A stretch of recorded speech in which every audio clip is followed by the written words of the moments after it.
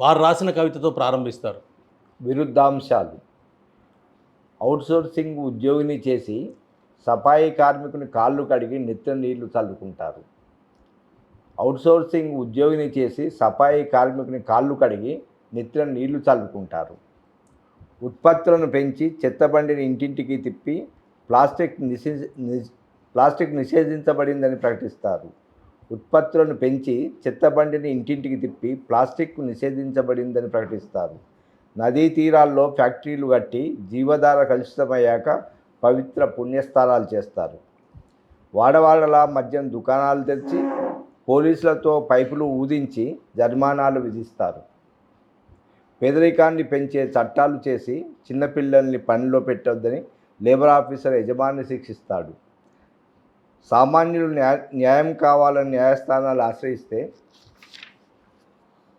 వాయిదా మీద వాయిదాలు వేస్తారు. రాజకీయ మాన్యుల వ్యాజ్యాలు సత్వరమే తీర్పులు వెలువరిస్తారు. రక్తమంతా ఒక్కటే అని, మానవులంతా సమానమే అని కులాల అంతరాలను పాటిస్తారు. కాంక్షరహిత ధ్యాన యోగులు, కుటుంబం లేని బ్రహ్మచారులు ప్రజాక్షేమం కోరి కాంక్ష రహిత ధ్యానయోగులు, కుటుంబం లేని బ్రహ్మచారులు ప్రజాక్షేమం కోరి నాయకులై పరిపాలిస్తారు.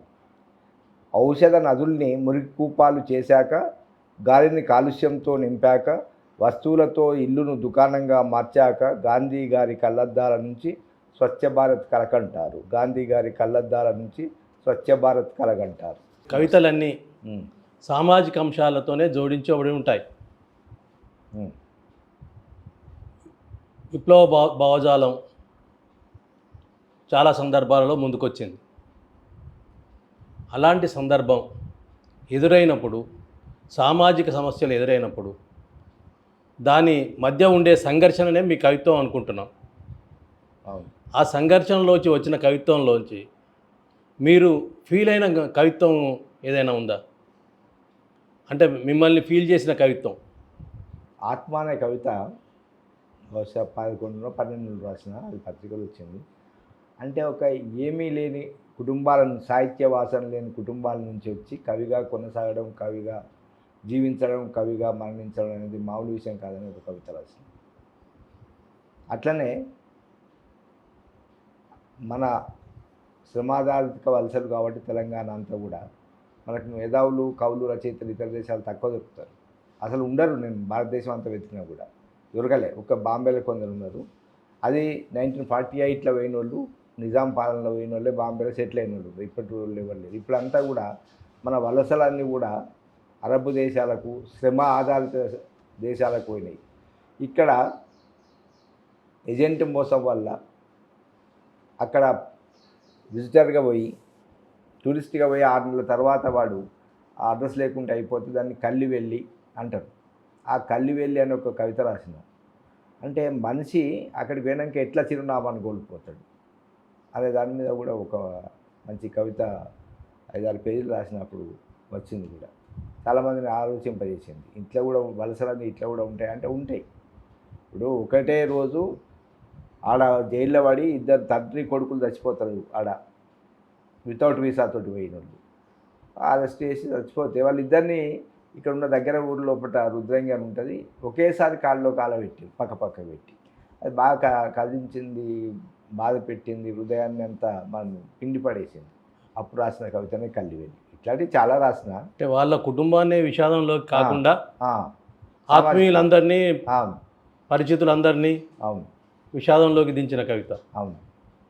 విషాదము సందర్భం అంటే వలసలు రకరకాలుగా ఉన్నాయి. అవును. తెలంగాణ ప్రాంతంలో ఎక్కువగా వలసలు గతంలో భీమండి, బొంబాయి వెళ్ళేవారు. అవును. అది చేనేత కార్మికులు ఎక్కువ. అవును. తర్వాత కాలంలో అది మారిపోయింది. దుబాయ్కి ఎక్కువగా వెళ్ళిన సందర్భాలే చాలా ఉన్నాయి. అవును. అంటే సౌదీ అరేబ్ కంట్రీస్ ఏదైనా దుబాయ్గానే పిలుస్తుంటారు జనరల్గా, అలవాటుగా. అవును. అక్కడికి వెళ్ళిన తర్వాత అక్కడికి వెళ్ళడానికి రకరకాల ఏజెంట్లు చేస్తున్న మోసాలు ఉంటాయి. అక్కడికి వెళ్ళిన తర్వాత సరైన ఉద్యోగం దొరకక నానా ఇబ్బందులు పడ్డ ప్లాట్లు ఉంటాయి. ఇవన్నీ మీ కవిత్వంలో జొప్పించారు. అదే కాకుండా వలసవాదమే కాకుండా ఉమ్, 20 పుస్తకాలు రాసిన సందర్భంలో కథలు రాశారు, అవును. కథలకు అవార్డులు వచ్చాయి, కానీ కథలు కొనసాగించకపోవడానికి కారణం ఏంటి? ఏం లేదు, ఇక్కడ అప్పుడు జింబో రాజేందర్, మంగారు రాజేందర్ అంటే ఇక్కడ అడ్వకేట్గా పనిచేస్తుండే సిరిసిల్ల అక్కడ, ఆయన దేవుడే కాబట్టి నేను కూడా ఇక్కడ పనిచేస్తుంటే అసలు మనం ఇంత చదువుకున్నాం కదా, కథలు ఎందుకు రాయొద్దు మనము అనేది చర్చ జరిగింది. రాయొచ్చు, ఏముంది రాయాలి మనము అని నేను అన్నాను. అప్పుడు ఏదో ఆంధ్రజ్యోతి వారపత్రికలో దీపావళి కథల పోటీ పెట్టారు. దానికి అవార్డు కూడా వచ్చింది. దాన్ని డెడ్ లైన్ పెట్టుకొని ఇద్దరం కథలు రాసినాం. Hmm. నేను వలస అనే కథ రాసిన, ఆయనేమో వేరే కథ రాసిండు. దానికి అప్పుడు 35,000 కథలో సెకండ్ ప్రైజ్ వచ్చింది. ఆశ్చర్యపోయాను. ఏంటంటే మొట్టమొదటిసారి నేను అంతకుముందు చదివిన సాహిత్యం లోపల హైదరాబాద్లో కథ స్టార్ట్ అవ్వడము, విజయవాడలో స్టార్ట్ అవ్వడము, వైజాగ్లో స్టార్ట్ అవ్వడము, చెన్నైలో స్టార్ట్ అవ్వడం. అరే మరి మన దగ్గర ఎందుకు కథలు స్టార్ట్ కావు, ఒక ప్రారంభం ఎందుకు కాదు, మన జీవితం ఎందుకు చిత్రీకరించద్దు అనేది నా లోపల అంతర్గతంగా అప్పటికే అస్తిత్వ వేదన ఉంటుండే. అప్పుడు సిరిసిల్ల బస్టాండ్ కేంద్రంగా ఒక వలస కుటుంబం జనగామ ప్రాంతంకి వెళ్ళి, పద్మశాలి కుటుంబం సిరిసిల్లకి వచ్చి అక్కడ నడవక ఇక్కడికి వెళ్ళి తన కొడుకు చేసిన అప్పు తీరక పెళ్ళైన 2-3 నెలలనే భీమండికి పోతుంటాడు. ఆ బస్టాండ్ కేంద్రంగా బస్సు ఆ కదిలే దృశ్యాలని అన్నీ తీసుకొని జీవిత నేపథ్యానికి రాసిన కథనే అది. అట్లా దానికి 2వ ప్రైజ్ వచ్చింది, బాగా పేరు వచ్చింది, అనేక సంకలనాల్లో కూడా ఆ కథ వచ్చింది. అప్పుడు నేను కూడా ఏం ఆలోచించాను అంటే, మనం రాస్తే మనదంటూ ముద్ర ఉండాలి ప్రతి కథకు అనే దాంతో కథలు నేను ఇప్పటికి కూడా రాసినవి కూడా యాతన కానీ, లేకపోతే స్తన్యం అనే కథ కానీ, లేకుంటే కలేబరం కానీ, ఇట్లా 15 కథలు రాసిన. ప్రతి కథకు ఒక ముద్ర నాది ఉంది. అనేక కథా సంకలనంలో కూడా తెలుగు కథా సంకలనాలనే ఆంధ్రప్రదేశ్లో కానీ ఇక్కడ వేసినా కానీ సంకలనాలు వచ్చినాయి. కాబట్టి ఆ విలువలతోటి మనకంటూ ఒక అధ్యయనం ప్రత్యేకంగా ఉండాలంటే దాంతో చేనేత కార్మికుల ఆత్మహత్యలు జరిగినాయి 2002లో ఒకట. జరిగినప్పుడు ఇండియన్ లిటరేచర్ అప్పుడు సాహిత్య సంచిక సంవత్సరానికి ఒకటి వేస్తుంది, తెలుగు ఇండియన్ లిటరేచర్. వాళ్ళు నన్ను కథ అడిగారు. అరే నేను కవిత్వం రాస్తున్నా, కథ రాయాలంటే మీరు మంచి కథలు రాస్తారు మాకు తెలుసు అని ప్రత్యేకంగా ఎడిటర్ ఫోన్ చేసి, ఎట్టి పరిస్థితి మీరు కథనే రాయని, మీకు ఒక వారం రోజులు ఎక్కువ టైం ఇస్తామంటే అప్పుడు నేను వైపని అనే కథను ఆత్మహత్య నేపథ్యంలో కథ రాస్తున్నాను. అంటే ఇట్లాంటి కాబట్టి ఆ విలువలకు ఆ స్థాయి కథలే రాయాలనే దాంట్లో ఇప్పటికి కూడా నా పరిధి మేరకు, నా అధ్యయనం మేరకు నేను పరిశీలించే వాటిని మాత్రమే కథలు తీసుకొచ్చిన. అది కారణం, అంతే తప్ప ఏం లేదు.